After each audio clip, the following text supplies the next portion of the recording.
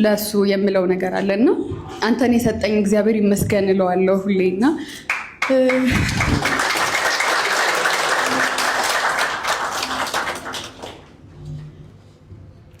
ስለሁሉም ነገር እግዚአብሔር ይመስገን። በጣም ነው የማመሰግነው ሁላችሁንም። ማውራት አልችልም ግን በጣም ነው የማመሰግነው።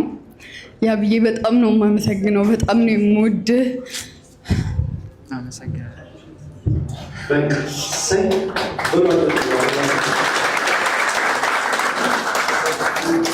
ማስታወሻ ብቻ ሰጥቶ ቢያቆም ኖሮ ያቡ የሆነ ነገር ይጎለው ነበር።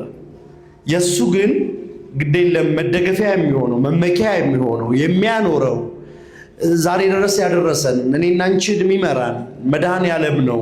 የዓለሙ ጌታ እርሱ ካለ በመካከላቸው አሁን ራሱ የሚገርመው እሱ አለ። ስለዚህ በመካከላቸው እሱ ካለ ፍቅር አለ፣ ሰላም አለ፣ ደስታ አለ እና የውሸት የታይታ የወረት ሳይሆን ጓደኝነታቸው የዘላቂ እንደሆነ የሚያሳይ ነውና የአመናችሁት መድኃኔዓለም የሾማችሁት መድኃኔዓለም 40 ሞልቶኛል። በነገራችን ላይ ይመርቃሉ አባቶች። አይቻልም ብመርቅም ብትረግም ይደርሳል ብለውኛል።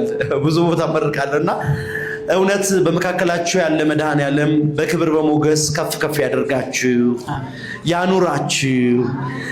አንቺ በሱ ደስታ ተደሰቺ፣ አንተ በሷ ደስታ ተደሰት። ክፉ ነገር አያሳያችሁ። ደስታና ዓለም ሁሉ ወደ እናንተ ይምጣ።